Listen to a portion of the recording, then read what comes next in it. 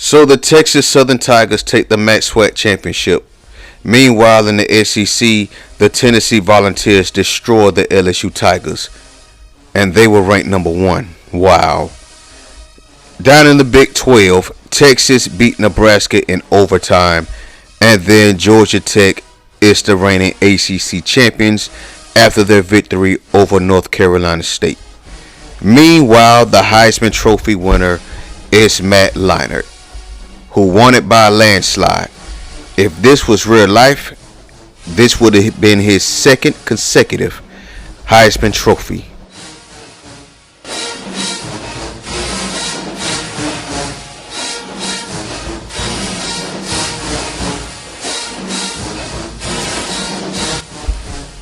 Despite having a load of losses all season, we have a few HBCU players that were named All-Americans. You have Matt Perez, the wide receiver for the Texas Southern Tigers, the MAC SWAC champions, and you have Keldrick Williams, the running back for those Alabama State Hornets. This season was very interesting. You see how bad most of the HBU schools are compared to most of the country. D- teams, but for the most part it was fun, especially when we played up against each other. When we was all on the same level, it was pretty competitive for the most part. But yeah. So the first team All-Americans, as you see there goes Aaron Lamb, the defensive tackle from Howard. Didn't do much against us, but he did have a pretty good season. 93 tackles, 38 for loss, 14 sacks, 2 forced fumbles. That's a lot of sacks for a defensive tackle. The man was beasting. 6'3", 360. Yeah, good luck stopping that. But continuing on, this season was a wake-up call for us. We got to do some serious recruiting. As you see, Neil Bryant made first-team All-American as a cornerback. Wow, wait a minute. I mean, he did have, 9-10 interceptions this year, but he got beat on a lot of plays. But there goes the Thorpe Award finalist Jason Weaver from Texas Southern. And then guess what? They have another DB, Anthony Brown, free safety, Texas Southern. But back to Neil Bryant. He got beat on a lot of plays, but he had 9-10 interceptions. And it's still shocking to me that he wasn't even considered for the Jim Thorpe Award. But continuing on to the second team All-Americans, there goes Tavares Jackson. And as you can see, he's out for at least 3 more weeks.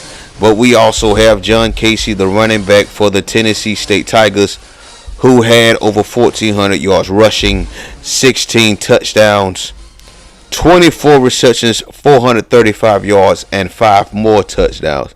The man balled out this year. Regardless of how badly a lot of the HBCU schools were getting beaten by the bigger and better programs, they balled out this year for the most part. If we can somehow get Tavares Jackson back before our bowl game, our potential bowl game, we have a better chance of beating whoever we play. If we don't have Tavares, we're screwed. We're pretty much a one-dimensional team. When Tavares isn't playing, Keldrick Williams is our only reliable offensive player. Yes, we have some decent receivers. Well, one decent receiver. But most of our receivers drop the ball too much. We only have one fast wide receiver, and that's Al Vance Robinson, who can now play for at least one more game if we make it to a bowl game. But a lot of these players on our team are just not good, man. Like I said, we've had 23 seniors. Our team's going to look completely different next season. Hopefully we can find a legit quarterback. We can find some legit running backs. I really hope to load back up at the running back position. Hopefully we can attract some fullbacks, because I love using fullbacks, even though I wasn't able to this season. Oh, look at that. Hank Mitchell from Arkansas Pine Bluff and John Rogers from Grambling State made second team All-American. Nice, man.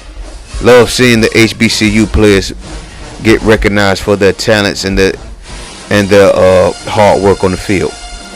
But yeah, also in the process of this upcoming offseason, there goes another HBCU player, Kay Wilson, the strong safety from Delaware State. Now let's look at the MAC first team.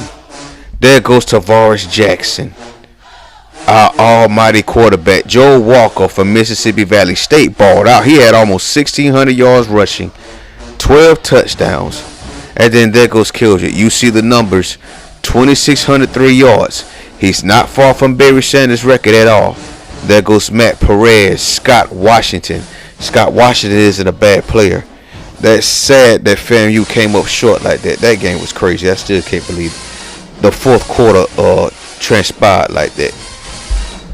There's a lot of FAMU players on this first team. Look at that. Florida A&M has 2 offensive tackles. Take that back. 3 offensive tackles. And the other 2 belong to Texas Southern. Now, Alabama A&M did not have the best year, but they did have 2 first-team all-MAC SWAC players at defensive end. That's interesting. There goes John Rogers and Hank Mitchell. And then there goes Tom Brigham, looking like the dollar value Ray Lewis. He balled out against us, man. Then Chris Shaw, Andre Doby, outside linebacker from Mississippi Valley State. There goes Neil Bryant, a.k.a. the best return man in the country. And then the rest of the DB unit for first team all-MAC SWAC are all Texas Southern Tigers, as well as their kicker, Justin Thompson. Now the second team MAC SWAC looks like this. Quarterback Pete Guillory made it, rightfully so. Mike Lopez, who ran all over us. Brian Richardson, who ran all over us. Andre Carter, who had a field day against us. Yeah, we didn't play Arkansas Pine Bluff this season. And then Jody Phillips, who had 2 big critical catches in that MAC SWAC championship game. But look at this offensive unit, though. Look at this. Florida A&M, they look good on us. But Thorne Cookman just destroyed us. Jackson State, and then Texas Southern and Jackson State again on the offensive line. Then you look on the defensive side of the ball. That looks like Anthony Sanders. That looks like Bonnet. Michael Jackson. Not the one everybody knows, of course. Evan Miller, Joe Palmer. He killed us on special teams as well as on defense when we played him. And then we have, looks like, Leon Lundy. And then, oh, look at this. We actually got our kicker on second team all-MAC SWAC. Now that's surprising right there, considering he's not a good kicker. And then we go over to the Sun Belt, aka the MEAC. Ron Russell had a great season for the Tennessee State Tigers, as well as their wide receiver Mills and their running back John Casey. Tennessee State ran roughshod all over the Sun Belt, aka the MEAC. I think they finished with an 8-3 record, as well as winning the MEAC too. I think it was probably them and I believe Norfolk State. Those were the only 2 schools from this conference that had winning records. Everybody else just had a mess of a season. Just an absolute mess. Especially, surprisingly, North Carolina A&T. Now we know in real life, North Carolina A&T, they won the last Celebrations Bowl, beating up on the SWAC teams over the last few years, especially with Alcorn State. As a matter of fact, I think Grambling is the only SWAC team that has won the Celebrations Bowl. And then Alcorn State, they look like the Ohio State of the mid-2000s, making the national championship game almost every season. And then just to come up short.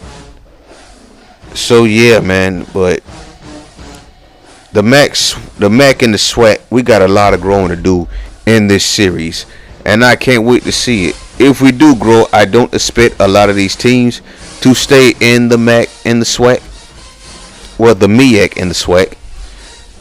But that's what we're looking to do. We're looking to build up our team. We're looking to go up against these big time programs as a HBCU football program. Now you see this. Texas Southern has the coach of the year after winning the MAC SWAC championship game. I think that gave them an advantage because they gave them one last chance for people to see them play. And then Tennessee State's coach comes in at second, just in front of Fresno State's coach. That's interesting. Great job there by Texas Southern. Now it's time for the season awards. First man up. We got the best return man in the nation. He was Charles Woodson, 2.0. Dollar value, Adoree Jackson. Great value, Champ Bailey. I'm talking about Neil Bryant. The man had almost 20 touchdowns by himself. Had 1 on offense, a lot on special teams, and 2 on defense. The man did everything for us this year. He was absolutely amazing, beasting on special teams. 5 punt returns on Howard. 3 punt returns on Alabama A&M. A few kickoff returns.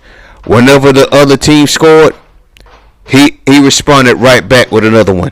And how can I forget those 2 big kick returns against Grambling to get us over the hump and bowl eligible. This man was absolutely unbelievable this season. He is the returner of the year for a reason. I'm still upset at the fact that he was not even mentioned for the Jim Thorpe Award. Look at him run over that man like that. Beasting. But it was a damn shame that he was not even considered for the Jim Thorpe Award, considering he was one of the top players in the nation in interceptions. The man did get beat on a lot of plays, but this isn't about that. Neil Bryant, your returner of the year. The next man, though, we got the GOAT. The winner of the Doak Walker Award as well as the Maxwell Award for the nation's best offensive player. Sidley Lanier High School legend, Gumptown High School legend. We're talking about no other than the Deuce, Keldrick Williams, who could potentially hold the single season record for most rushing yards in a season. The Deuce was absolutely amazing, rushing for over 2,600 yards and well over 30 touchdowns by himself. This season, he even set a record for most rushing yards in a game with 454 yards that was previously held by Brian Richardson, who took that title from LaDainian Tomlinson. And then against Alabama A&M, he had 8 touchdown runs.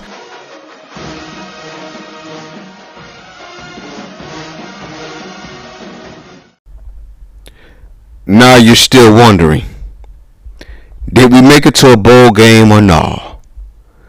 Well, see for yourself.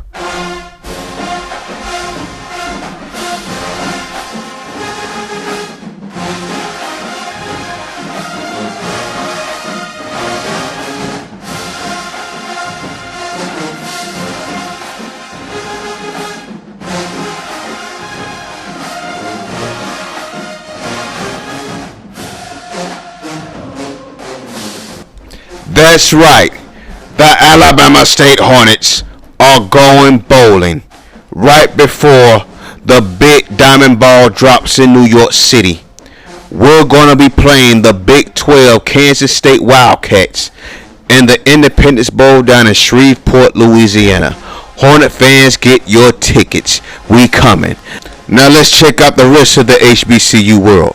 The New Orleans Bowl, you got Tennessee State playing Nebraska. The Champ Sports Bowl, you have Norfolk State playing Miami.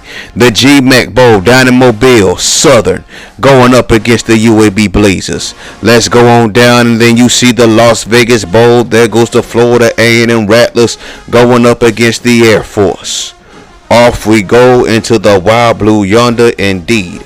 And then as we go down, I believe we have a few more. I believe it's Texas Southern and, of course, the Hornets. So let's keep scrolling on down.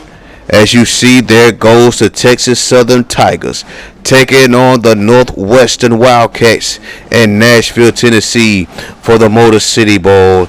And then last but not least, you have those Alabama State Hornets going up against the Kansas State Wildcats in the Independence Bowl. Will Keldrick be back before the game? Will we be able to hang with Kansas State? Now let's look at the rest of the bowl games for the big ones. You got the Cotton Bowl right there. Then you have the Gator Bowl between Virginia Tech and Connecticut. The Capital One Bowl, LSU, Ohio State. Sugar Bowl, Louisville, USC. Fiesta Bowl, Washington and Texas.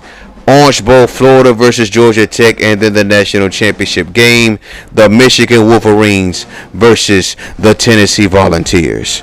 Join us next time as we take on Kansas State. Thank you for watching. Peace.